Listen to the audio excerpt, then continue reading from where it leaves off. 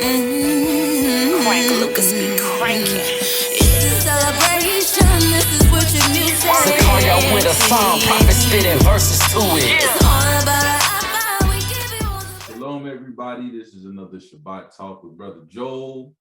You know what I'm saying? I told you I gotta keep this brother around, man. No, but in all seriousness, like this is my biblical scriptural confidant, man. It ain't that I'm keeping him around. It's more like he just chooses to continually deal with me and keep me around. But we were gonna do this this segment on another Shabbat talk. We were gonna double it up like we did with the eye for an eye and with divorce and remarriage. But you know, it didn't work out like that. Most High had other plans. We ended up just doing half of the show, which ended up being good anyway, because it was still over an hour. And so we were just gonna do this portion today, and who knows what Ruach is gonna lead us to do next Shabbat. But go ahead, Joel, give him a shout out. You know what I'm Hi, saying? how's it going? Shabbat Shalom. Shabbat Shalom. Oh, and anytime, if you're wondering why these Shabbat talks are coming out on these obscure days, if you have the understanding that the Shabbat falls on a Friday or a Saturday or even a Sunday, definitely leave your information in the comments below and we will reach out to you and give you everything you need to know to get on the Father's true calendar. Because contrary to popular belief, it is not on the world-known Sunday, or for those who have done away with the Sunday Sabbath, is also not on Friday or Saturday either. So, if you want more information on that, let us know. We'll get you on the right track. So, not to make this that long, basically, we have been on a kind of I guess you'd call it a theme, right, Joe? Like a theme. We took a detour to get into the Akedah, which was an amazing study. And that was talking about the binding of Isaac, right? But before that, we were on this theme of actually diving into the scriptures to actually see what the Messiah was actually saying and what he meant when he said what he said in the Gospels, right? A lot of people, they read his words and they either take it to mean that he's teaching against Torah and they run with it, or they take his words and get this assumption that he's contradicting Torah, and so they try to do away with his words. And a lot of times it can evolve into things like throwing away all of the Messiah, throwing away the writings of Paul, throwing away the whole New Testament as a whole. And if you keep going down that rabbit hole, it could lead you to being a full-fledged atheist at some point. So it's really important that we actually study the words of the Messiah to see exactly what he meant, so that way we can see the whole entirety of the scriptures as one piece. It's not like, oh, well, you got this piece over here and then that piece. They're connected. And what he's saying in the New Testament is not only is it echoing and reinforcing, it's explaining and giving a deeper understanding as to what the Old Testament is talking about. Yeah. Joe, you got anything you want to add? Well, yeah, but basically the Torah was given because of the carnality of the Israelites when they came out of. They were still very carnally minded. Their thought processes were carnal, and so it was always intended to be spiritual and spiritually understood. But because they were so carnally minded, it had to be given to them in a way that was that they could understand from their carnal perspective, right? And essentially what Messiah is doing is explaining the spiritual aspect of it and saying it's not just this carnal stuff. It's not the rules and rituals that you have to do. It's spiritual, you know. Absolutely. And we find ourselves having these types of discussions and debates with people who have different understandings. And it's funny because whenever you're giving a presentation, you're teaching someone, you're referencing scripture, whatever the case may be, you need to let the scriptures speak for themselves. Yes, you can add commentary to elaborate. Yes, you can add, commentary to explain the point that you're trying to make, but everything should be grounded in scripture. And so when you're looking at the scripture themselves, the scripture speaks for itself when it says that the law, the Torah, is actually spiritual. It literally speaks for itself. And you can get examples of that in both the Old and the New Testament. The Old Testament, you can go to the book of Ezekiel. The New Testament, you can go to the book of Romans, and you'll find that there's evidence scripturally that the law itself, what's been demonized as this carnal, fleshly, physical rule book that we no longer have to adhere to because we are living in the spirit, being saved by grace through faith and not by works. This understanding, this movement has led us to believe, right? So when you look into what scripture actually says, if you let it speak for itself, then there's not a lot of room for you to speak, if that makes sense. Sometimes that's pretty much what Romans, actually, that's exactly what Romans 7:14 says, that the law is spiritual, But we are carnal, sold under what? What's that? It says, for the law is spiritual, but we are carnal, sold under sin.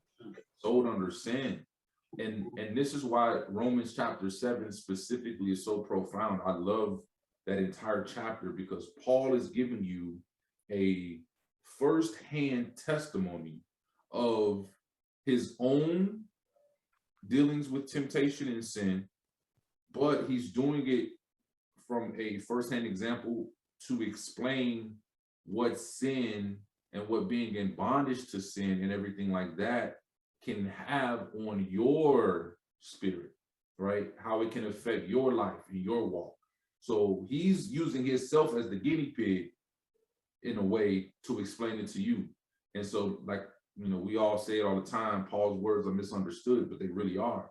If you go through Romans chapter 7, you read it line by line throughout the entire thing, you find that he is answering the question that is asked. Because a lot of people jump to verse 6 and they stop there. It's not, as simple as, one verse and just close the book and you're done. You gotta do more digging and look into it. But today, we're not talking about Paul. Today, we're talking about the Messiah. And oftentimes, this scripture, Matthew chapter 5, verse 17, is used as the Messiah saying that we no longer have to keep the law. And so when you look into this verse, a lot of people say, he said he came to fulfill the law. And to fulfill means to end it, to bring to completion. So we no longer have to keep it because he fulfilled it. And I can see why we get that. But even the verses after, verses 18 and 19, it doesn't make sense that what he came to do is to bring an end to something that has been proven in the scriptures to be righteous, to be good, to be eternal, and to be a guide for us to follow in order to seek righteousness and live a set-apart life after the Most High. And that was his goal, was to come and show us how to actually do that, right? So when you when you incorporate all of those different things, And then you look at verse 17 again, you know, how do you get to that point? Well, we're going to go into the scripture and we're going to break it down and show you exactly what the Messiah meant and give you scriptural evidence and background information and even a little bit extra to kind of show you what he truly meant. And if you are one of those people who is of the understanding that verse 17 in Matthew chapter 5 is talking about the Messiah putting an end to the law, then stick around, because this is going to be some very, very vital information for you to take and internalize as you continue your studies throughout the scriptures. So the title of this is, Did Hamashiach Fulfill the Law? For those of you guys who don't know different Hebrew words, Hebrew, terminology, Hamashiach is Hebrew for Messiah. As simple as that. I'm not trying to confuse anybody, but that's pretty much what it is. So many believe that the Messiah did away with the law based off his own words in Matthew 5 and 17. However, that is not the context in which he meant by using the word fulfill. Let's look at it and see. So if you go to it, right, Matthew 5 and 17, the Messiah says, think not that I am come to destroy the law or the prophets. I am not come to destroy, but to fulfill. Okay, so this is the basis of the entire argument here. This word right here, fulfill, and what it means. So the word fulfill used in this verse is originally translated from the Hebrew. However, the manuscripts available to the public are mostly in Greek. Now they have, and like we were just talking about this in backstage, they have found manuscripts originally in Hebrew for the book of Matthew, right? However, they still have Greek transcripts for majority of the other New Testament. But we understand from the culture, from the language being spoken, and the people that it was Hebrew. It was a Hebrew culture. They spoke Hebrew. It was all Hebrew. So originally, those manuscripts that we don't have today, don't have access to today, it had to originally come from Hebrew. It had to be translated into the Greek, which is what we have. Yeah, I'd say with the exception of maybe a couple of Paul's epistles, most of them were originally written in Greek and then translated. Originally written in Hebrew. Pardon me.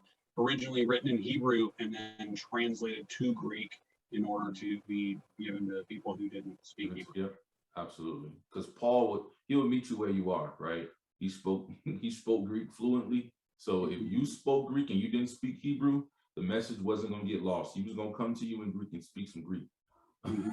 For sure. And a lot of his epistles, he was writing to different Greek provinces, churches in those provinces. But yeah, majority of the New Testament. I'd say the Gospels and Acts definitely. The Gospels and Acts definitely, and maybe a few of his epistles, like maybe his earlier epistles, maybe even was written in Hebrew as well. But we'll find that out when it all gets revealed. But anyway, the Greek word used for fulfill, okay, is plero. When we look into the Strong's Concordance, we find it, right? Now, I got this whole thing, right, and I copied and pasted it directly from the Strong's Concordance. But I know a lot of people, they're like skeptical about copy and pasting things. So I actually kept the actual thing. So Matthew 5 and 17, and this is actually the lexicon, right?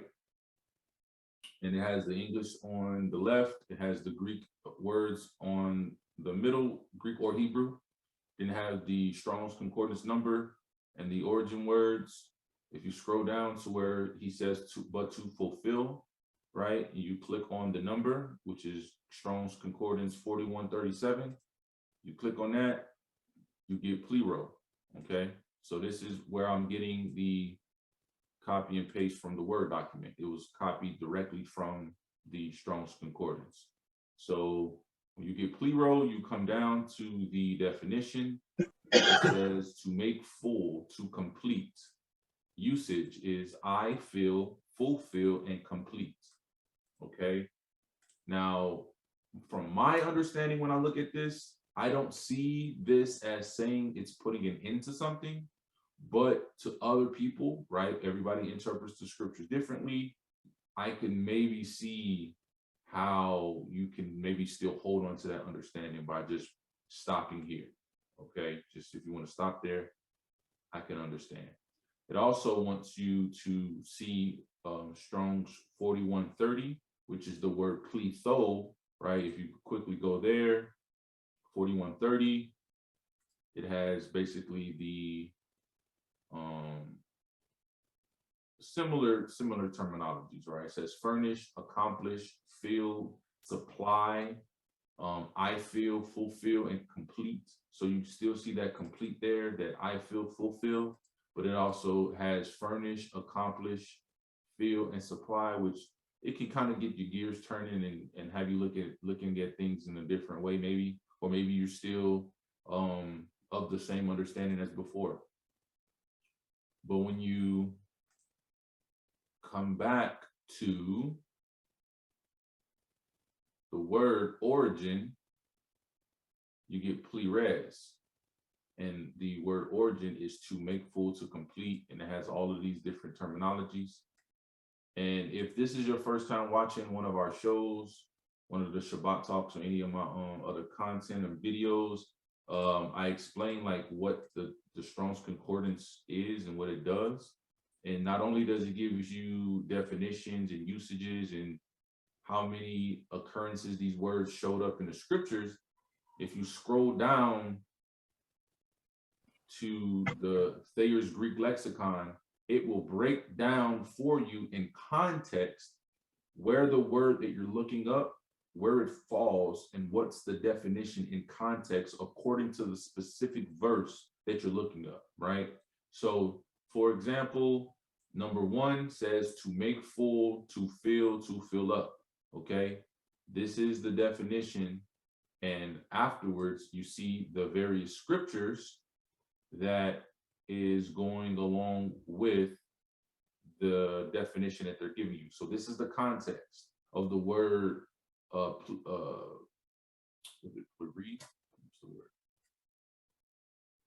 plero, okay? So for plero, for Matthew 13:48, this is what it's meaning. For Philippians 4:19, this is what it means.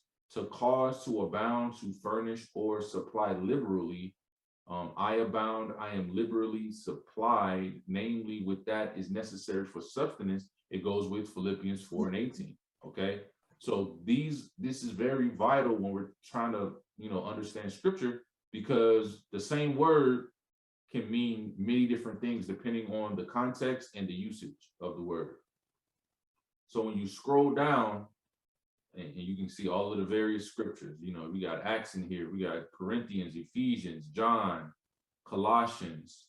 All right, when you scroll down, go to number 2, keep going down, A, B, when you get to C, right? When you get to C, you'll notice that you'll find our verse, which is Matthew 5:17 right here.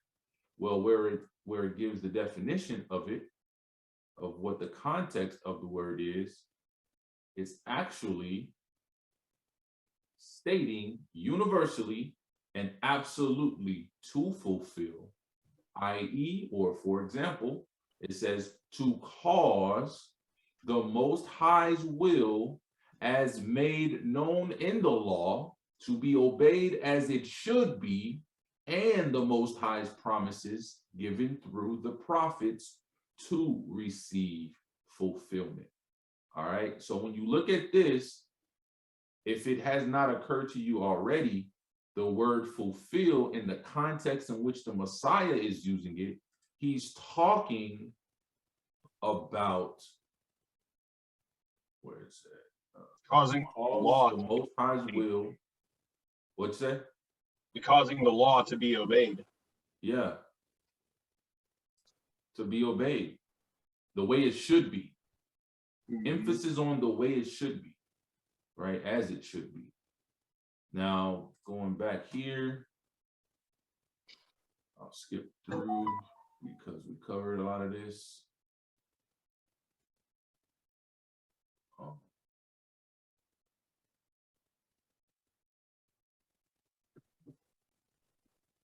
remember. Okay, so we were talking about the true definition of fulfill. Now I wrote here, to make full or to complete has a different context than just to put an end to something, especially when the Most High said his laws are eternal. If you look at Psalms 111, verses 7 and 8, it says, the works of his hands are verity and judgment. All his commandments are sure. They stand fast forever and ever and are done in truth and uprightness. So would the Messiah teach against something established by his Father? So we have to ask the question, what did the Messiah mean here when he said to fulfill?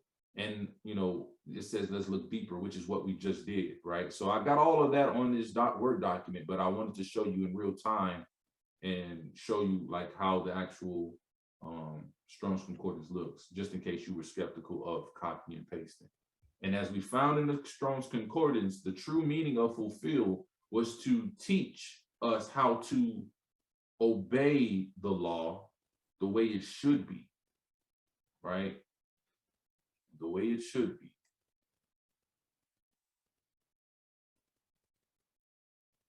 Right, and that's where we are. Okay. So we see the context is actually to show us how to keep the law the way it should be kept. When we read the whole verse and the next 3 verses, the context comes into even more clarity, right? And we'll use this right here. So this is Matthew 5:17 through 20 in the KJV. Think not that I am come to destroy the law or the prophets. I am not come to destroy, but to fulfill, i.e., show you how, show you how to properly keep the law. So think not that I come to destroy the law or the prophets. I am not come to destroy, but to teach you how to properly keep the law. And let's continue going on, because these other two verses bring the whole point home. For verily I say unto you, till heaven and earth pass, one jot or one tittle shall in no wise pass from the law till all, so all, emphasis on all, is everyone and everything, okay, be fulfilled. And the same word is used here, and the same context is used here. So all, everyone and everything be given the true understanding on how to properly keep the law, right? When you look into the actual context, it makes it mean so much. It makes it mean so much more, but it also brings so much more clarity. Verse 19, whosoever therefore shall break one of these least commandments and shall teach men so, he shall be called the least in the kingdom of heaven. But whosoever shall do and teach them, the same shall be called great in the kingdom of heaven. In verse 20, for I say unto you that except your righteousness shall exceed the righteousness of the scribes and Pharisees, ye shall in no case enter into the kingdom of heaven. Okay, and the reason why verse 20 is very important here, because when we were looking in the Strong's Concordance and we was talking about what the actual true meaning of fulfillment meant in the context, it said as it should be, right? The law being kept as it should be. That was important because why is all of a sudden he's saying your righteousness needs to exceed that of the scribes and the Pharisees? Right? There's a puzzle that you got to put together. Yeah, because the scribes and the Pharisees, they were claiming to keep the law. They were, presenting themselves as people that kept the law. Right. So, he's not going to give them as an example if he's trying to do away with the law. That would be the complete opposite example that he would want to give. Facts. So let me see, we kind of covered all of that.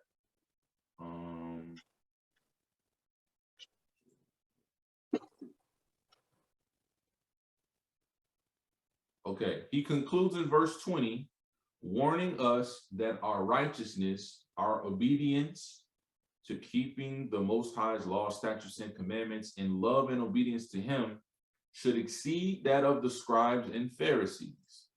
I will not capitalize Pharisees. And this was supposed to be why. So why does he make this comparison and connection? Okay. He is telling us to exceed them, i.e., not be like them. Forgive all my typos. Not be like them, but be better than them. Because the scribes and the Pharisees, like Joe just said, teachers of the law, in their wickedness were teaching the law out of context by twisting the scriptures to fit their own agenda. This is why they sought to kill the Messiah. He was literally a threat to their position of power. Okay, he was a threat to their position of power. Now, when you go to here, like Joe said, if the Messiah was teaching us that we should no longer follow the law because he fulfilled it, if he was speaking from that understanding, then why would he even make reference to the same people who were quote unquote teaching the laws during that time? It does not make any sense. I think we lost Joel. Yep, Joel can't, but he'll be back. In the meantime, we'll continue along. Burries. Doesn't make sense why he would, there he is, he's back. Why he would mention the scribes and Pharisees in the context of what he's talking about in verse in chapter 23. But really quick, like I said, he was a threat to their position of power. So let's break this down a little bit it'll give a little bit more understanding before we get into the rest of these scriptures. Okay, so it got to be understood that the Messiah is the word of the Most High. We understand from John 1:1, in the beginning was the word, and the word was with Elohim, and the word was Elohim. Okay, verse 14 in the same chapter says, and the word was made flesh and dwelt among us, and we beheld his esteem, the esteem as of the only begotten of the Father, full of grace and truth. So he says in the beginning was the word, and it says the word was made flesh, and we identified that was actually the Messiah. Okay, and then Genesis just brings more information to solidify what John 1:1 and 1:14 is talking about. And the Most High said, let us make man in our image after our likeness, and let them have dominion over the fish of the sea and over the fowl of the air and over all of that stuff, right? Where us, our, and our are all plural.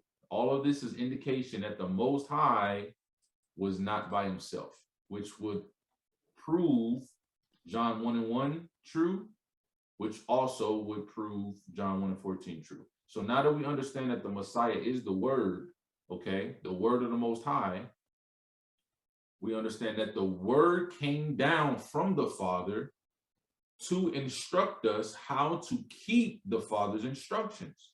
It's that simple. Those who were teaching his instructions were doing so in a corrupt way. This is why he is so disgruntled with them when he warns the people about their ways in Matthew chapters 16 and in 23. So in Matthew 16, verses 6 through 12, it says, then Yasha said unto them, take heed and beware of the leaven of the Pharisees and of the Sadducees. Now, some people might read this and be like, oh no, they're talking about bread. Well, the disciples of the Messiah also made this assumption that he was talking about bread. But we know the Messiah's words were always so profound, and oftentimes he spoke in parables. He made a lot of analogies. There was a lot of symbolism and things in his words. He didn't speak directly to you. He would speak to you and make you think about your whole life, and then once you figured figure it all out, and then you look at him, he probably just smile at you. You know what I'm saying? So it says, take heed and beware of the leaven. Leaven is basically what, isn't it like the yeast that allows the bread it's to like rise? the yeast. Yeah, so they thought that he was actually talking about physical leaven, like the yeast of the bread, right? But he told them to beware of the leaven of the Pharisees and of the Sadducees. And it says, and they reasoned among themselves, saying, it is because we have taken no bread. So like I said, the disciples are they are of the understanding that the Messiah is talking about bread here. But the Messiah, he often doesn't be very specific. There's only a few instances in the times where he would deal with his disciples and speak plainly to them. There was only a few instances, and this is one of them. It says, because they have the understanding of him talking about bread right now. Verse 8, when Yasha perceived, he said unto them, O ye of little faith, why reason ye among yourselves, because ye have brought no bread? So it's saying that the Messiah perceived them thinking about what he said, and they thought that he was talking about bread. And so he's like, oh man, I see y'all. He says, oh ye of little faith, why are y'all reasoning among yourselves, or thinking and talking amongst yourselves, and y'all basically, worried about not bringing bread?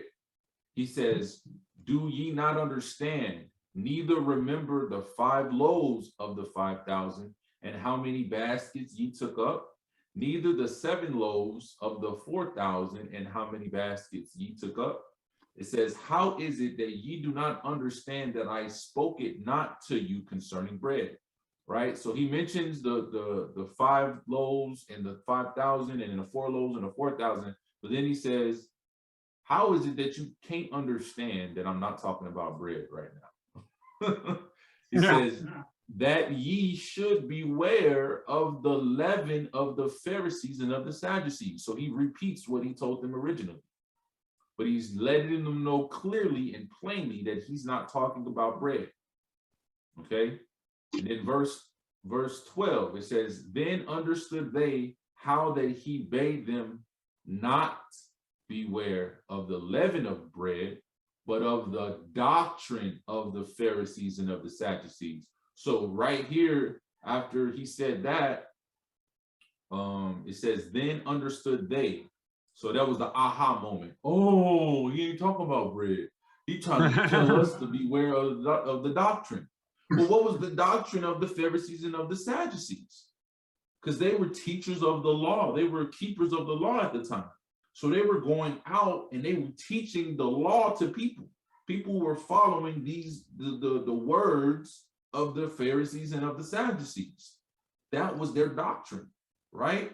But what they were supposed to be teaching was the pure law, the true law. But what they did was they would, in some cases, they would tell you exactly what it was in the law, but their actions would be contrary to that. They would tell you to keep the law. You need to be righteous. You need to be obedient.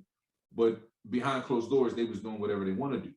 And then in other instances, they were adding their own rules, their own laws, their own traditions, and mixing it in with the Torah and teaching that as if it was the law or the Torah. And the people, a lot of them not knowing any better, was just following that blindly because it was coming out of the mouth of the Pharisees or the Sadducees or the priests or whoever. Like, okay, I trust them. They're in a position of authority, or they're a subject matter expert in this Torah thing. So whatever they say should be true, right? Kind of like how we do today when we see an expert get on some news show and tell us why we should be doing X, Y, Z, when that expert could literally be lying to our face. But a lot of people believe it because of the credentials or the position of that individual. They're looking at the scribes and the Pharisees like they gotta be saying what they saying gotta be right, right? So it says, beware of the doctrine of the Pharisees. There's a reason why he said that in Matthew 16, and he answers that question in chapter 23. So you go to chapter 23.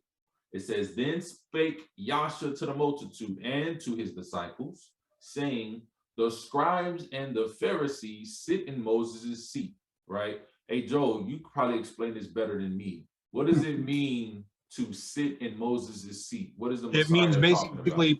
basically to sit in his seat means that they have taken on the authority that he had, right? So they're essentially claiming for themselves to have the same authority that Moses had.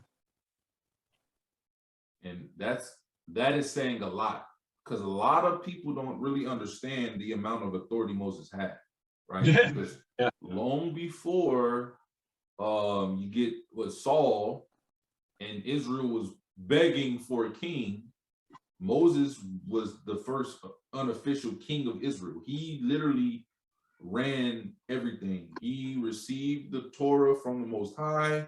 He was Told them everything. Yeah. Yeah, he was everything. Like, he was the man. So for the scribes and the Pharisees to sit in Moses' seat, there's a lot of symbolism in that one verse that a lot of people don't catch. And we understand when it comes to scripture, if you're going to teach scripture, you got to be willing to be held accountable because you are held to a higher standard. Mm-hmm. What higher standard is there than scribes, Pharisees sitting in Moses' seat? So these people are like, they're up there and they're going to be held to a higher standard because they're teaching according to the Messiah's words in chapter 16. They're teaching doctrines that we should stay away from. He wasn't talking about bread. He was talking about doctrine. He was talking about what they was talking about. Continuing on, verse 3, it says, all therefore, whatsoever they bid you, observe. That observe and do. But do not after their works, for they say and do not. Like I said earlier, a lot of them was telling you the right thing. You need to be righteous, and this is what you need to do, X, Y, Z. But behind closed doors, they was doing their own thing. Or even out in public, they was doing their own thing. And they had the authority, you know, and they were surrounded by yes men. They didn't really have people to hold them accountable and call them out on their BS. And the Messiah did more often than more than just once. He was going at their necks. He was flipping tables over in the market. I mean, in the temple. He was flipping tables over. He was, you know what I'm saying? He was teaching against a lot of what they were saying because they were taking the Most High's instruction, his law, and they were perverting it, man. They were doing their own thing with it. So he was and mixing it all with the traditions of the elders. Yep, traditions of the elders. You know, it's over and over again. Messiah is talking about, you know, they come to him and they say, why aren't your disciples following the traditions of the elders? And he's like, why are you transgressing the commandment? Facts. And there's nothing wrong if you, because I'll give you an example. There's nothing wrong if you want to live your life to a higher standard than whatever is the basic minimum. But where you're wrong is when you start to break or disobey the basic minimum, twisting it to something that you created. That's the problem, right? Like, so I'm in the military and we have rules and regulations that we have to follow. Now, there might be stuff that comes down from higher headquarters, right? And so I'm in the Air Force. So higher headquarters, Air Force might say, this is the rule and regulation that governs, I don't know, riding in a car, right? But when it gets down to my level, my unit level, in that regulation, it would state that, you know, my level, the commanders at my level can take that and build upon it and add more to it to make it more stringent, but they can never make it more lax because that higher regulation is the standard, right? So you can make it more strict, but you can't make it less, because if you make it less strict, then you're going against that regulation. So the Torah tells you, all right, this is how you should live your life. This is how you should conduct yourself on a day-to-day basis, X, Y, Z. If you want to do X, Y, Z, and T, right, but you're making sure you're keeping X, Y, and Z, T is just icing on a cake. That's just how you choose to live your life.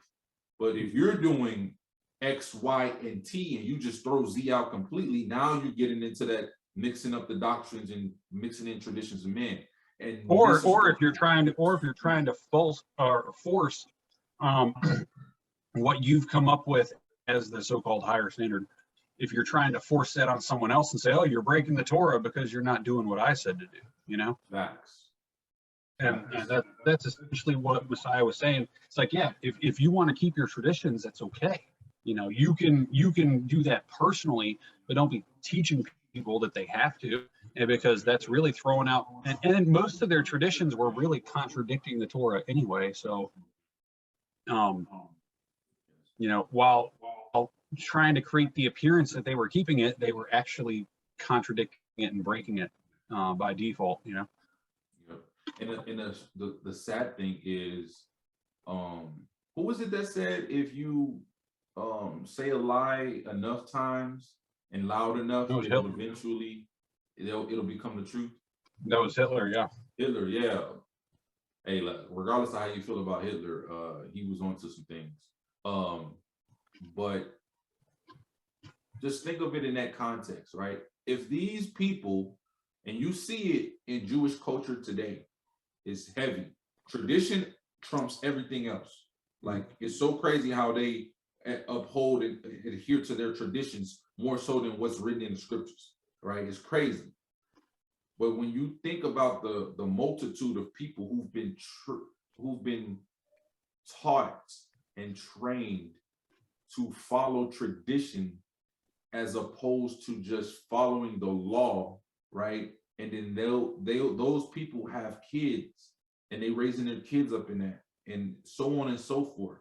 You get to a point where you don't even know what the law is anymore. Even if it's right in your face, you don't know how to keep that because you've never been exposed to what it really meant and what it was really saying. You've been exposed to just what people have been teaching you this whole time. Which, you know, it's virtually the same with you know, Judaism today. You've got the Talmud basically says that whatever the rabbi says, even if it directly goes against the Torah, is like what's supposed to be done.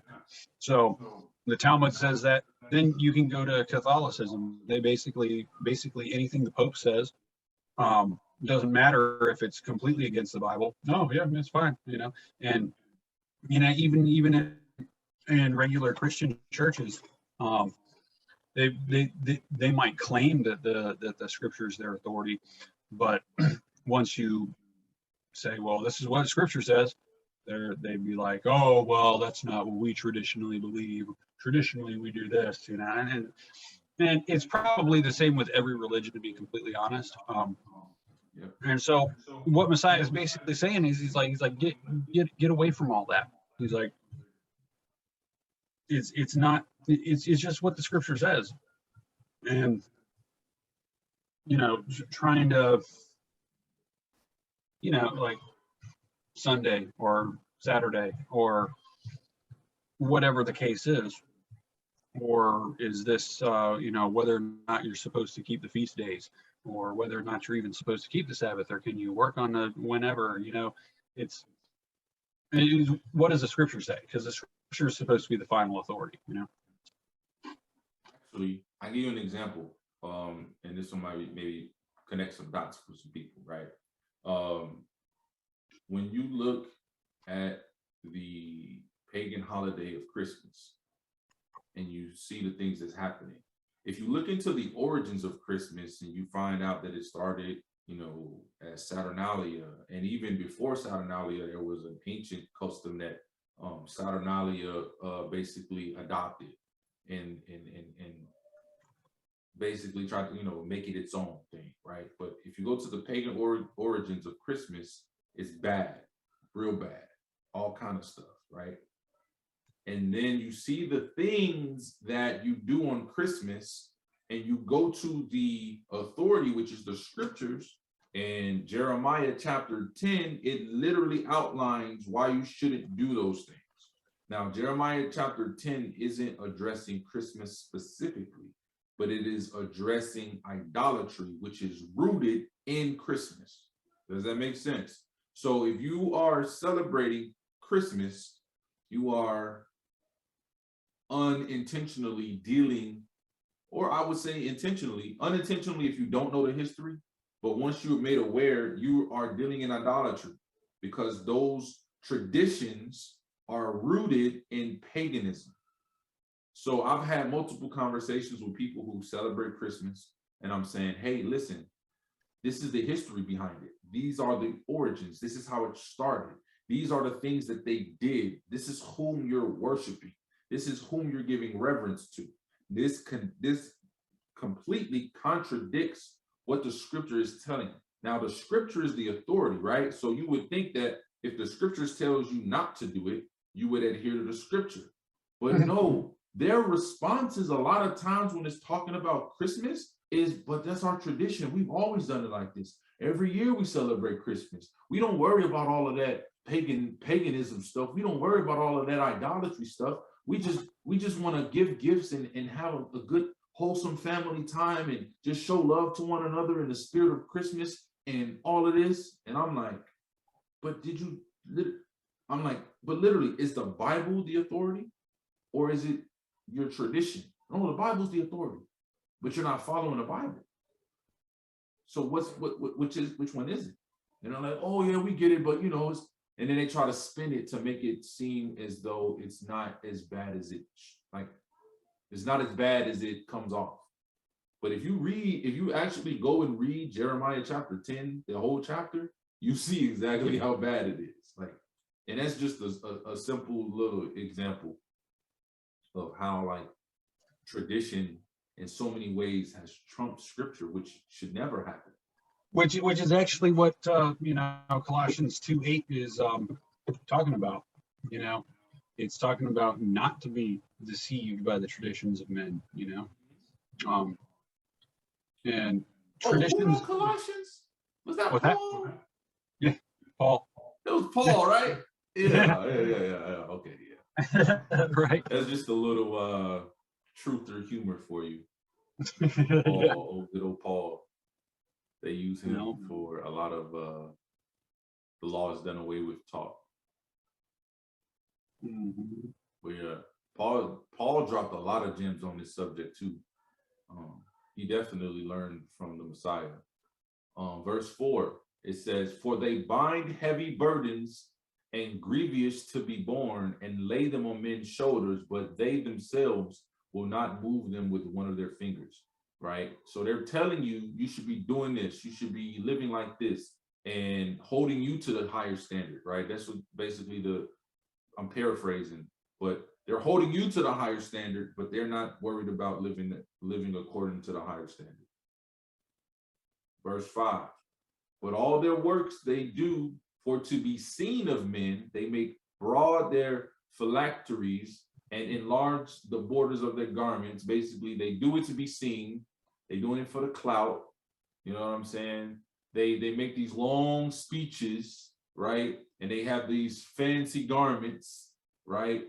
And then it says, "And they love the uppermost rooms of feasts and the chief seats in the synagogues." Like the uppermost rooms at the feast. In Hebrew culture, those were like the rooms of honor, right? Where the VIPs would sit. Think of it like a club, like that's VIP. And the chief seats in the synagogues, right? This is why they wanted to do all of these things. And the greetings in the markets, and to be called of men, Rabbi, Rabbi, right? But what the Messiah said, he says, "But be not ye called Rabbi, for one is your master, even Hamashiach, and all ye are brethren. And call no man your father upon the earth, for one is your Father which is in heaven." Okay, he says, "Neither be ye called masters, for one is your master, even Hamashiach. But he that is the greatest among you shall be your servant, and whosoever shall exalt himself shall be abased." Remember, he says, and whosoever shall exalt himself. That's basically what they're doing.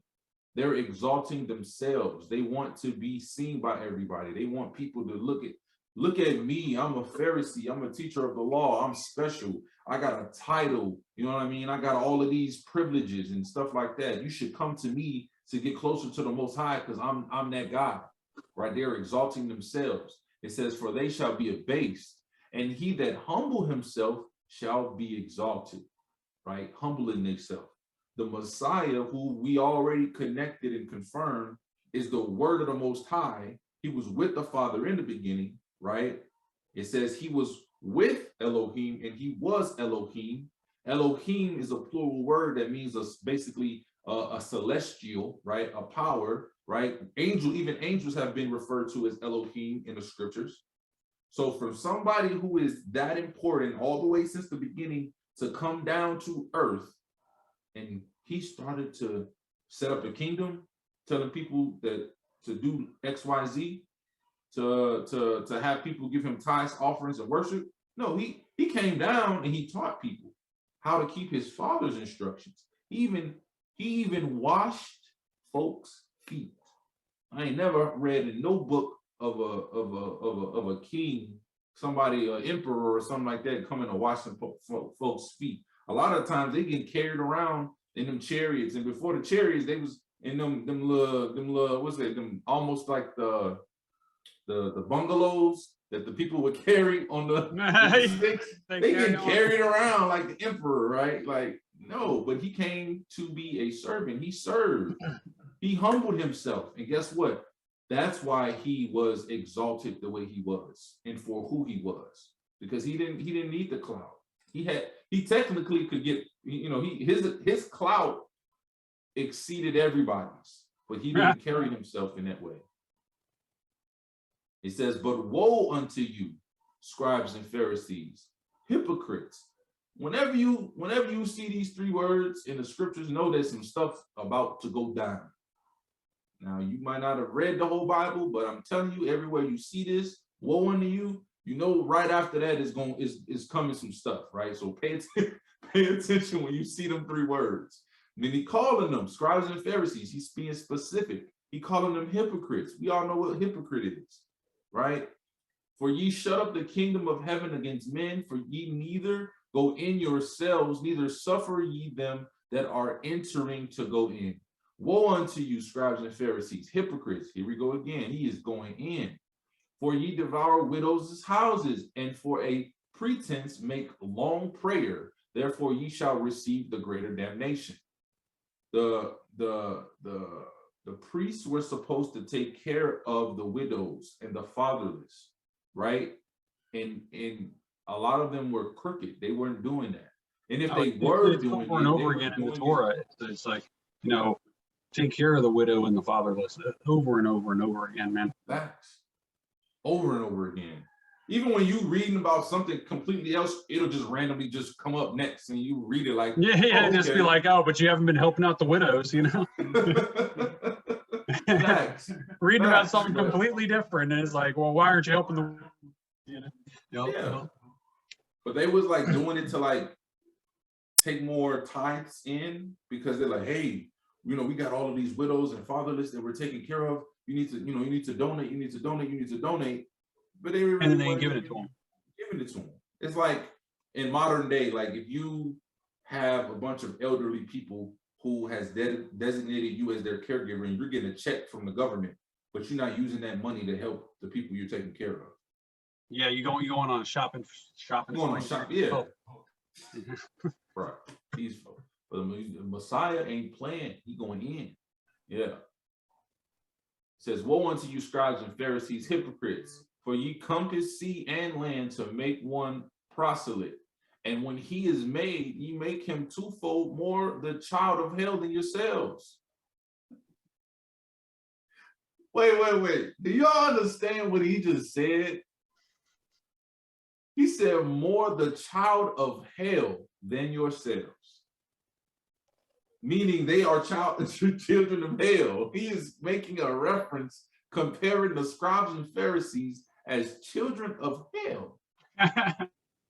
Right? Does that look, continuing on. Woe unto you, ye blind guides, which say, whosoever shall swear by the temple, it is nothing, but whosoever shall swear by the gold of the temple, he is a debtor. Money hungry. Ye fools and blind, for whether is greater, the gold or the temple that sanctifieth the gold? And whosoever shall swear by the altar, it is nothing, but whosoever swear by the gift that is upon it, he is guilty.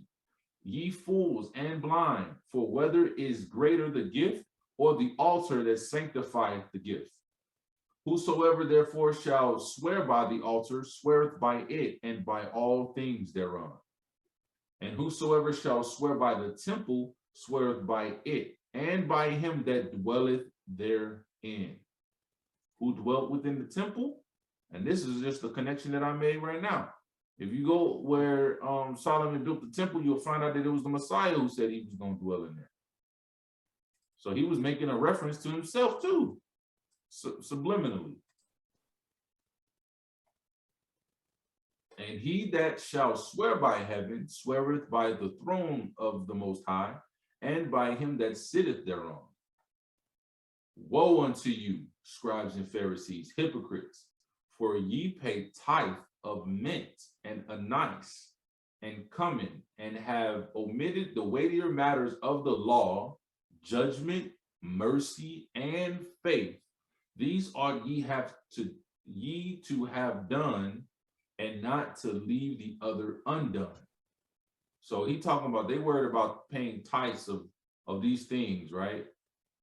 So they worried about the tithes, which is originally was like food and spices. Yeah, that's all spices and stuff. Yeah. Right. So they getting all of their tithes, but they've omitted. To omit means to blot out, right? Like if you see them old like military documents in like the movies of somebody that's like a secret agent and it's like redacted, you see the black marker kind of like marked it out. That's omitting that information. Omit to me means to just take out and ignore, completely ignore. Do away with. Do away with. Now, if omit was in Matthew 5:17, y'all have an argument. Y'all have an argument there, but it ain't. It's fulfilled. All right. So yeah. So they were worried about the tithes, but they was omitting. It says the weightier matters, meaning that these matters was more important than the tithes of the law, judgment, mercy, and faith. So they're supposed to be teaching the law. They were supposed to be righteous judges. They were supposed to be merciful and showing mercy to people. And they were supposed to be demonstrating faithfulness that the people would be able to emulate and have a closer relationship with the Most High. But they didn't do. He said you can't do one and leave the other undone. So you can't worry about the tithes and then leave all of this other stuff, which is more important, weightier matters, undone. They was worried about the least important, not the most important. Ye blind guides, which strain at a gnat and swallow a camel. Woe unto you, scribes and Pharisees, hypocrites, for ye may clean the outside of the cup and of the platter, but within they are full of extortion and excess. Thou blind Pharisees, cleanse first that which is within the cup and platter, that the outside of them may be clean also. Woe unto you, scribes and Pharisees, hypocrites, for ye are like no weighted sepulchres, which indeed appear beautiful outward, but are within full of dead men's bones and of all uncleanness. All uncleanness. That's crazy. He's comparing them to have, bruh, full of dead men's bones and of all uncleanness. Even so ye also outwardly appear righteous unto men, but within ye are full of hypocrisy and iniquity. This right here, this hit home. This is very, like, this ain't no, symbolism, what's the word? Parable. This ain't no parable. This ain't no symbolism. He being direct. Metaphors, analogies, no. Yeah. Outwardly, you appear righteous unto men. So to men, you like, yeah, I'm righteous. I'm perfect. Nothing's wrong with me. Listen to me. Learn what I'm teaching. Follow what I say. But within, you are full of hypocrisy and iniquity. What is hypocrisy, right? I'm telling you to do something that I'm not doing myself. Or I'm getting on you, holding you accountable for something that I'm not living to that standard of. And iniquity. Iniquity is wickedness. Iniquity is uncleanliness. Iniquity is sin. Iniquity is transgressing the law. So outwardly you appear to be keeping the law, but inwardly you're not. You're acting contrary to the law. Woe unto you, scribes and Pharisees, hypocrites, because ye build the tombs of the prophets and garnish the sepulchres of the righteous. And say, if we had been in the days of our fathers, we would not have been partakers with them in the blood of the prophets. Wherefore ye be witnesses unto yourselves that ye are children of them which killed the prophets. Fill ye up then the measure of your fathers.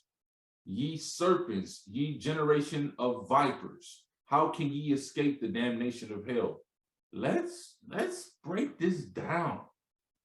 Let's break this down. Listen, it says, and say, if we had been in the days of our fathers, we would not have been partakers with them in the blood of the prophets. Throughout the history, the Most High gave prophets and people killed prophets. They would come to talk about the word and give the people what the instructions of the Most High was. He will warn them, hey, I'm sending my prophet. Don't you do X, Y, Z, or I'm gonna have to, you know what I'm saying? I'm gonna have to do X, Y, Z in response. And a lot of them kill prophets. And they're talking about not being of their father. So they're like, well, if we was back in those days, we wouldn't have disobeyed the Most High. We wouldn't have killed the prophets, right? They're making that claim. It says, wherefore ye be witnesses unto yourselves that ye are the children of them which killed the prophets. So there's twofold here. One, in verse 31, you see these people are direct descendants of some of those people, literally by lineage. They're direct descendants of some of those people who killed the prophets. And two, and this is the even more specific connection that the Messiah is making, it says, wherefore ye be witnesses unto yourselves that you are the children of them which killed the prophets. The spirit of the scribes and Pharisees that the Messiah is coming at right now, that spirit of wickedness and hypocrisy was the same spirit that their fathers, their ancestors had who killed the prophets. So physically and spiritually they are alike, but they're claiming that they're not. That's why he continues and says. Another thing I might add there is whenever someone's in Hebrew culture, when you're a child of something, it means that you have those attributes. You know what I'm saying? Like it says that Adam begot a son in his image, right? That Seth was in the image of Adam, right? And then you know, when Messiah said he was a son of God, they said he was blaspheming. They were like, oh, you're trying to say you're God, because the attributes of the Father were automatically assumed to be on the children. So when they were saying, no, we wouldn't have been partakers with our father in the deaths of the prophets, he's like, oh yeah, you're saying that you have the exact same attributes as your fathers who killed the prophets. That's why he says, fill ye up then the measures of your fathers. Then he calls them serpents and generations of vipers. Generation, that is a connection to the past. Generation, genealogy, lineage, all of those things, both physical and spiritual. Those characteristics that Joel had mentioned, they're literally the spitting image of the people that they're claiming that they're not like. They're literally the spitting image of. It says, how can ye escape the damnation of hell? How can they escape damnation? They can't. Wherefore, behold, I sent unto you prophets and wise men and scribes, and some of them ye shall kill and crucify, and some of them shall ye scourge in your synagogues and persecute them from city to city, that upon you may come all the righteous blood shed upon the earth, from the blood of righteous Abel unto the blood of Zacharias, son of Barachias, whom ye slew between the temple and the altar. Verily I say unto you, all these things shall come upon this generation. O Jerusalem, Jerusalem, thou that killest the prophets and stonest them which are sent unto thee, how often would I have gathered thy children together, even as a hen gathereth her chickens under her wings, and ye would not. Behold, your house is left unto you desolate. For I say unto you, ye shall not see me henceforth till ye shall say, blessed is he that cometh in the name of the Most High. So that's the whole chapter of chapter 23, Matthew chapter 23. You see how hard the Messiah went in. And oftentimes, and we mentioned this in our eye for an eye and divorce and remarriage segment on another Shabbat talk. But people often use these scriptures when the Messiah is going at the scribes and Pharisees as justification to actually teach contrary to the law. They were saying, like, see, the Messiah is telling the scribes and the Pharisees how wicked they were, and how, and you know, basically how impure and broken the law was, which is why we don't gotta follow it no more. But he wasn't coming at the Pharisees because they were keeping the law.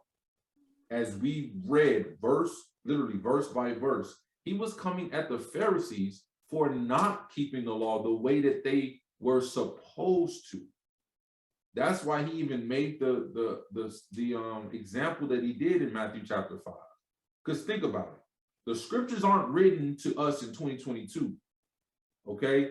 You got to understand the time frame, who the Messiah was talking to and what was going on during that time, right? If he says, I ain't come to destroy the law or the prophets, but to fulfill, which we know now is to teach you how to properly keep it, he was talking to the people during that time, because those people during that time was the ones who was receiving this twisted, contorted message from the scribes and Pharisees, who were injecting their own traditions and doing all of this stuff that he outlined in chapter 23.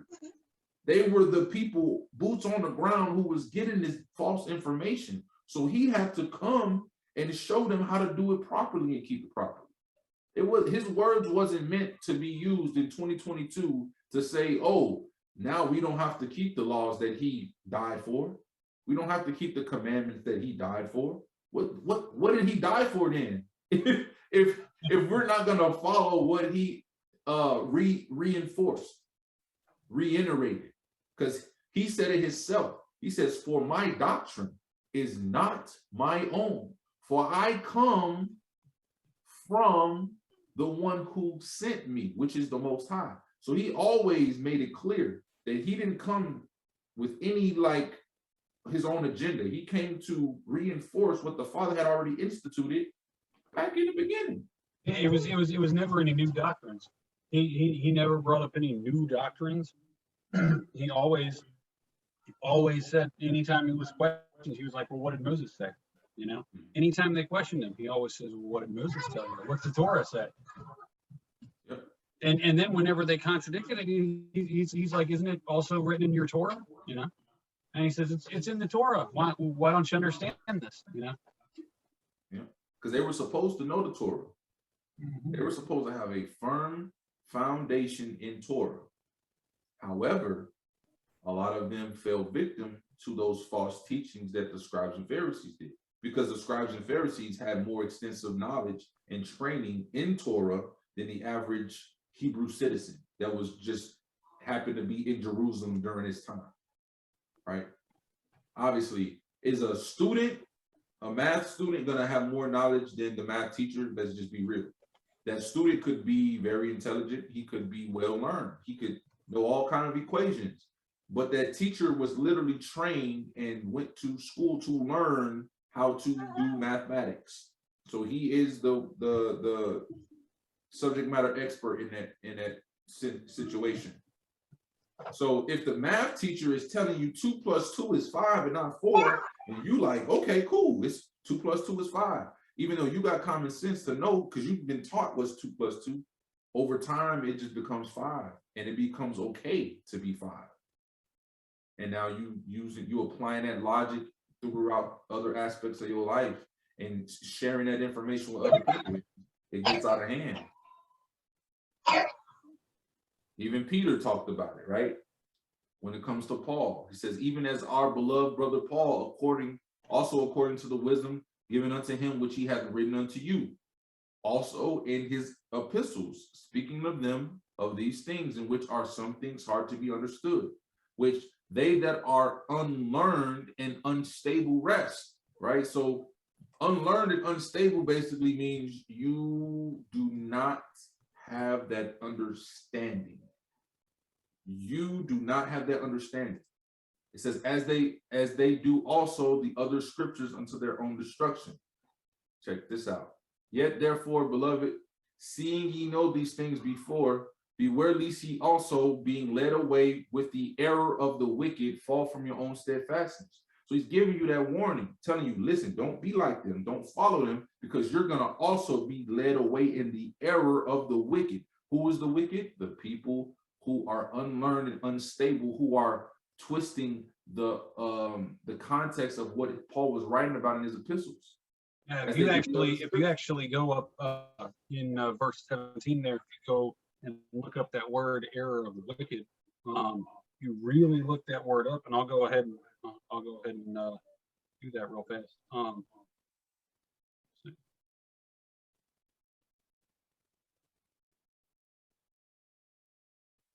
Sorry. While he's looking up that definition, what does he tell you in verse 18? It says, but grow in grace and in the knowledge of the Messiah.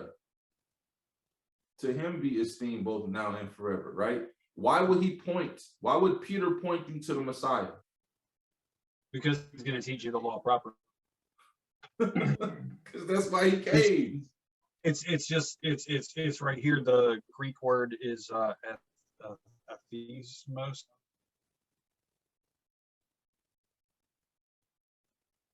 It means lawless. So I just lose signal here.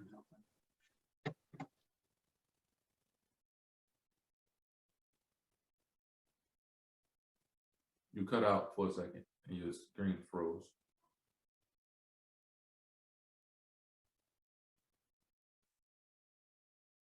We'll continue. So Peter acknowledges that Paul's words are misunderstood from those who are unlearned, which is literally translated as untaught, which refers to the understanding of Torah, which is the law itself. Peter goes even further to state that those who misunderstand Paul's words do so to the other scriptures to their own destruction, and warns the reader to not fall into that trap. Paul himself states that he did not teach against the law, and warns us to beware of those who teach contrary to the Most High's instructions. I'll even go deeper into the translation to verse 16 specifically. The word rest used here actually means to pervert. If you look in the Strong's, blue to twist usage. I twist, torture, met, I twist or pervert language. You look down and remember, I'll tell you, you find it, you find more context when you scroll down past just where it gives you the definition. It says metaphorically, to pervert, of one who wrests or tortures language to a false sense. 2 Peter 3:16. It even gives you the example there. Huh? It even tells you the example, of people doing that, Yeah, 2 Peter 3:16. What did we just read? Oh, is this 2 Peter chapter 3? Yeah. It is. 3:16. Bam. The word rest is talking about twisting, is talking about perverting. And I don't know if my internet fell off when I was saying that, but that word wicked in verse 17, it means lawless. In the error of the lawless. So read it in context. Ye therefore, beloved, seeing ye know these things before, beware lest ye also, being led away with the error of the lawless, fall from your own steadfastness. Lawless means to literally live in contrary to the law, living outside the law, living in sin, lawlessness. Yeah. Beware of that. And then when you use the correct context for the word rest, right, which means pervert, says, as also in all his epistles, speaking in them of these things, in which are some things hard to be understood, which they that are untaught and unstable pervert, as they do also the other scriptures unto their own destruction. So they pervert these scriptures and other scriptures to their own destruction. And if you follow them, guess where you're going to go? To your own destruction. Mm-hmm. Which is important when we're talking about scripture. In Acts 21:14, you see it in Paul's own words that he keeps the law. He was put on trial for people thinking that he was teaching against the law, and he gave firsthand testimony. He says, them take and purify thyself with them, and be at charges with them, and that they may shave their heads, and all may know that those things whereof they were informed concerning thee, the things whereof they were concerning was that Paul was, quote unquote, word on the street is you teaching against the law, right? It says are nothing. So you're disproving all these accusations that came against you. It says, but that thou thyself also walkest orderly and keepest the law. Colossians 2:4, 8, and 18. You may reference to verse 8, I believe, or verse 18. But Paul gives us multiple accounts of warning us against false teachers and people who can lead us astray. He says, and this I say, lest any man should beguile you with enticing words, right? If they're giving you a lot of nice, sweet words, and they manipulating you, watch out for that. Because I say all the time when I talk about like Christian sermons, if you go to church, and listen, I ain't got nothing against church, do your thing, whatever makes you feel better. But if you go to church and the church service is 2 hours long, and the pastor only gives you 1, 2, maybe 3 scriptures, and the rest of that hour and a half is straight sermon from him, it's conjecture. He ain't even going into the scriptures. Remember what I said at the beginning of this segment? No matter how you do it, whether you're presenting, whether you're teaching, you have to provide adequate scripture and let the scripture speak for itself. So don't let him beguile you. Don't let him distract you, manipulate you, make you get big-eyed, or pervert you, or convert you, right? Or convert you with enticing words. Yeah. Right? It says, beware lest any man spoil you through philosophy and vain deceit. Well, what have we been talking about this whole time from the Messiah? After the tradition of men, after the rudiments of the world, and not after Messiah. Literally, Paul is literally almost word for word mirroring what Christ had already said, what the Messiah had already said to us, to the people, right? Well, so and Paul even said, he said, imitate me as I imitate Messiah. If Paul was teaching against the Torah, he wouldn't have been imitating Messiah. So he couldn't have said, as I imitate Messiah, because just like James says, we're to walk as he walked, right?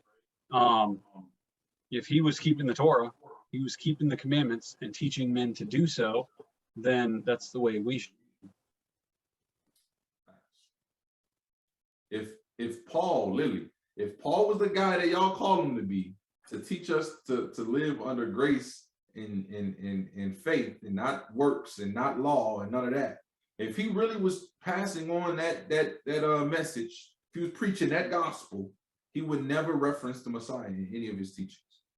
He couldn't. You can't reference somebody who's literally, their sole purpose was to do what you're teaching against. It don't make sense. It does not make sense. Yeah. But in a perfect example of this, let me find it. It's Romans 10, I think 4. Let me see. I think it's, I'm pretty sure I know it's 10, maybe verse 4. Yes, that's it. So a perfect example of, pull it up. Yeah, Romans 10, verse 4. This is just a perfect example of how Paul's words were twisted, and talking about the enticing words and perverting words, and people who are unlearned would twist it. So it says, for Messiah is the end of the law for righteousness to everyone that believeth. And most people are like, see, he's the end of it. It's all done, ended, right? But if you look up that word, you look up what the word end means. It is Let's check it out. G5056. And it means a definite point or goal. Properly, the point aimed at. Okay. 5056, telos. Telos is the word. It says an end, a toll, an end, event or issue, the principal end, the aim, the purpose, a tax. So there you go. You got right there the end goal. So Messiah was the end, as in the goal, right? If you're it's the goal. The goal is to be like Messiah. So he's not saying the law is done away with. He's the end of the law. No, it's the goal of the law. The goal of the law is to make you like Messiah.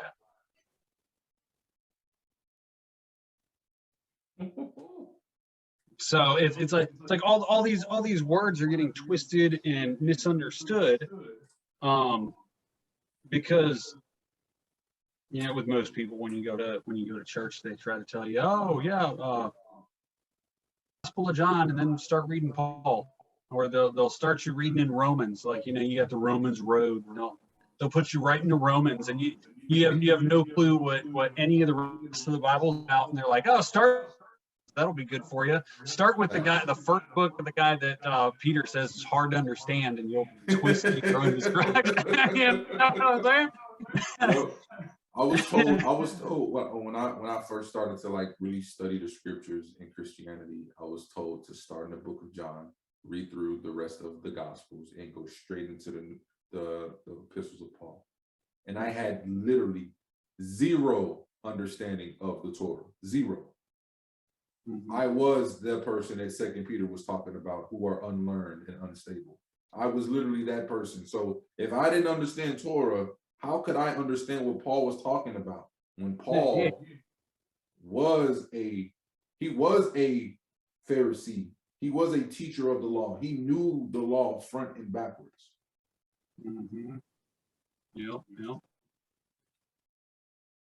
Verse 18, he says, let no man beguile you of your reward in a voluntary humility and worshiping of angels, intruding into those things which he hath not seen, vainly puffed up by his fleshly mind. Don't let him beguile you of your reward, right? And then voluntary humility and worshiping of angels. A man can make anything sound good. Anything he teaches, he can make it sound like he's telling you the truth and gain your trust. You got to be careful who you allow yourself to be subject in submission and putting over you in terms of authority. Be careful who you connect yourselves to. These leaders, these false leaders. And then I got the links. I'll put these links in the description of the video. And these are other things going into Paul's epistles, faith versus law,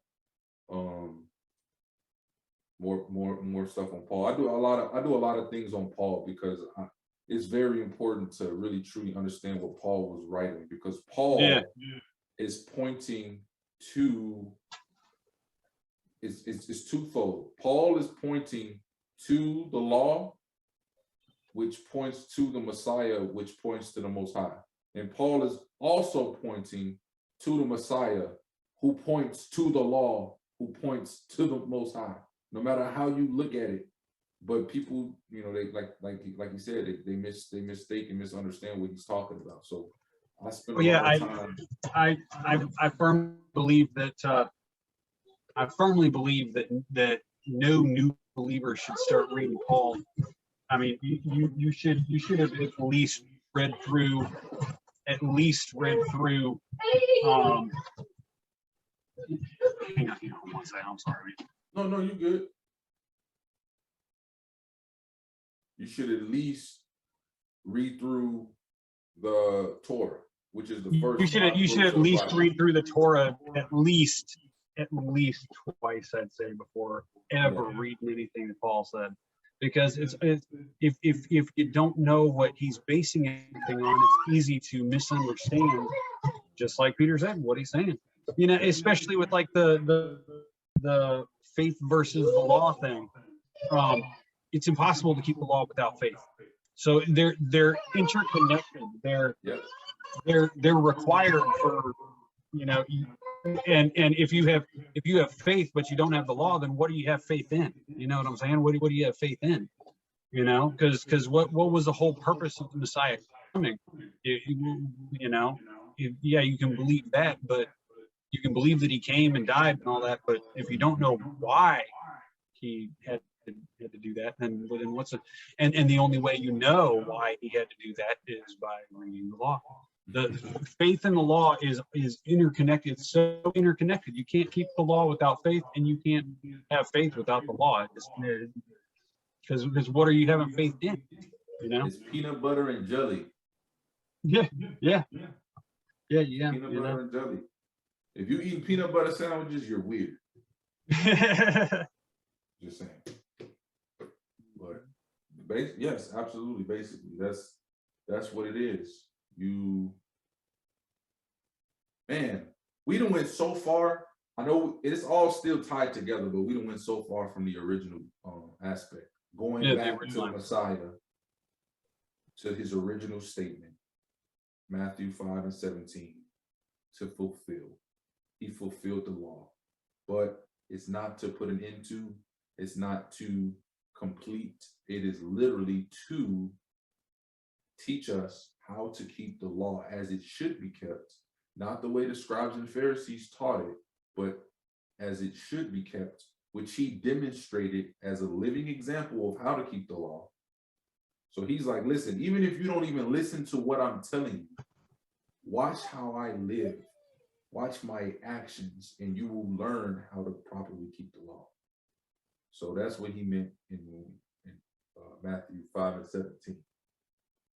So if you are one of those individuals who have that understanding of fulfillment in regards to what the Messiah said, I hope that by the end of this video, after watching all of this, you at least have some things you need to go back and research and chew on a little bit more before you come to a conclusion. If you are somebody who originally had that understanding, and by the end of this video you understand that the context in which the Messiah was speaking was talking about teaching us how to actually keep the law, and all praises to the Most High. This is like the first building block that you have to really go into some more of the Messiah's words and learning exactly what he meant. This is getting your feet wet to getting into some of Paul's epistles and understanding exactly what Paul meant. Because the biggest thing you can do in regards to Paul and his epistles is to go into any of them, any epistle. You can go to Romans, you can go to Galatians, Ephesians, Colossians, you can go to any of his epistles. If you go in with the understanding that Paul is not teaching contrary to the law, and that he cannot teach contrary to the law because that would be a contradiction, then a lot of what he says will then make sense and unlock itself to you. Because if you already have that understanding, when you come across one of those verses that's skeptical or debatable or arguable, you're gonna be like, I know he's not mean. I know he don't mean he's teaching against the law in this instance. So what is he actually talking about? And that will prompt further study for you to dig deeper into the scriptures. And then you're going to find that, oh, he's not talking about the law. He's actually talking about this, or he's talking about that, right? That's why I love Romans chapter 7, because it is the most perfect example of that deep study that I'm talking about. Even when you look into the translations, or even if you want to keep it at face level and just read the scriptures, Romans chapter 7 is the go-to to understand what Paul actually was talking about. So with that being said, I hope everybody got something out of it. Even if you at the end you don't agree with me and Joel, right? We still love you. Iron sharpening iron. We hope that, you know what I'm saying, you got some type of thought, because ultimately I'm here to provoke thought. I want you, by the end of whatever video you watch of mine, to be able to think and dwell on some of these topics, and hopefully prompt you to get into the scriptures and seek a deeper understanding of the scriptures, and ultimately a deeper relationship with the Most High itself. So that's pretty much it, man. The Messiah came, he did his job. He did teach us how to keep the law properly. He guided us away from the scribes and Pharisees. He lived that example, because it's one thing to come and teach it, but it's one thing to teach it and then live it. That's why we're supposed to live a righteous and set apart life, because you never know who's going to be watching you.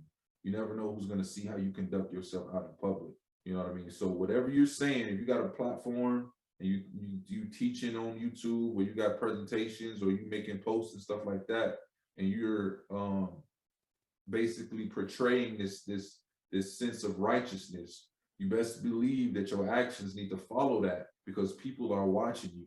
You might not see them, but they see you. And with that mindset and mentality, the Messiah spoke it, but he also lived it. You know what I'm saying? He talked the talk, but he walked the walk. And if you follow his walk, he'll lead you walking right to the Most High, because you can't get to the Father unless you go through the Son. So that's pretty much all I got. Joe, you got anything you want, any closing remarks, any more gems you want to drop on them? Not really. Just, I mean, I think we pretty much covered it. You know, the law was not, it was not done away with. You know,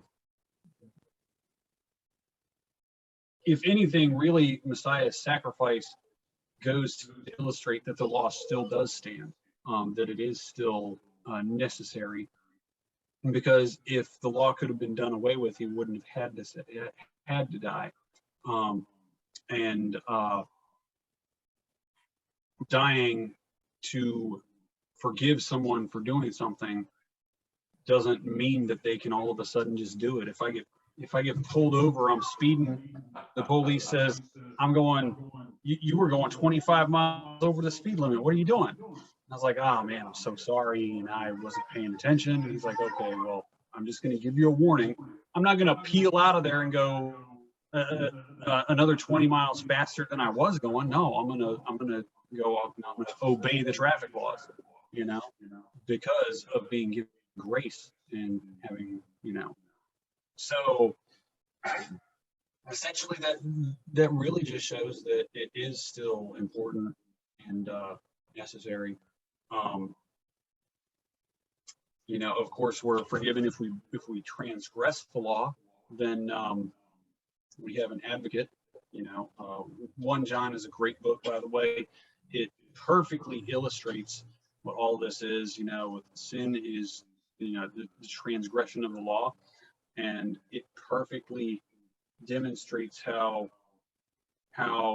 faith and the law and grace come together and work together, and how you know, when we do mess up, we have an advocate with Messiah, but it's not a license to go on and just do whatever we want. You know, it's like Romans 3:31. It's the last verse, I think, of the chapter. It says, "Do we make void the law through faith?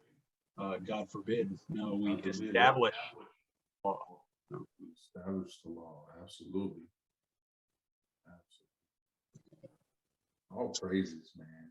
Oh yeah, it was a good talk, man. You gonna keep me around for next week, man? Yeah. We'll go at it next week. And now you did a good all that together though, really good. So that all praises to the Most High. Be esteemed in all things, It's getting late. It's at 8:30. So is it? Oh man, yeah. It's already 8:30. Wow. I didn't even notice. I was having y'all only got to see this, what, an hour and a half of this stuff. But we was already having a whole hour-long discussion before we even jumped on here. So It might not be late for y'all, but it surely is late for us. But all praises to the Most High for his Shabbat, and all praises to the Most High for his true calendar, for his signs and seasons, for days and years, the two great lights that he created that we can use to keep his laws, his feasts, his holy days, and his Shabbats.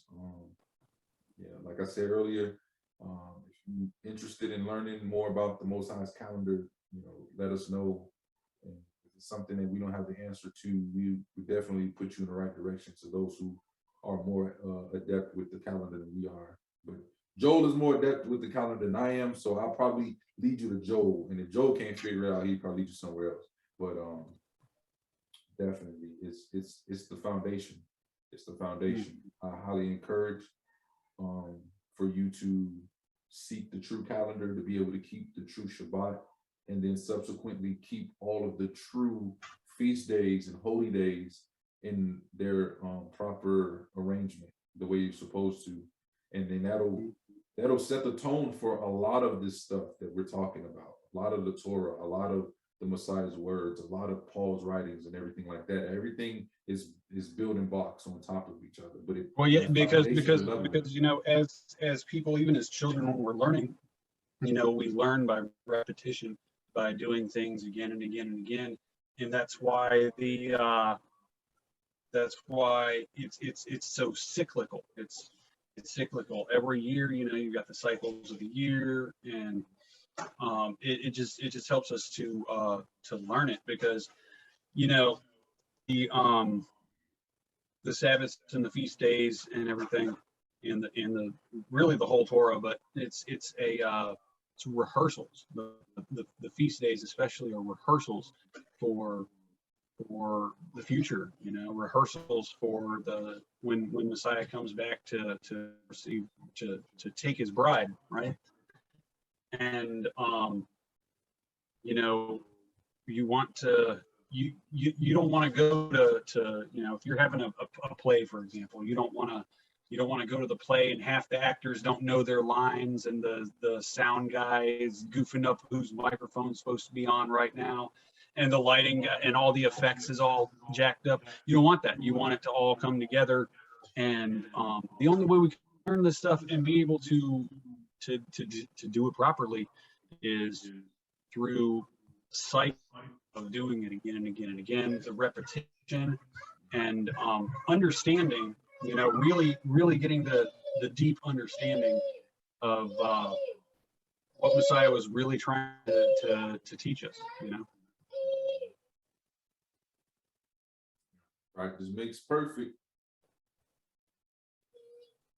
We're striving for perfection. So doing that, we gotta strive to follow the Messiah and what he said.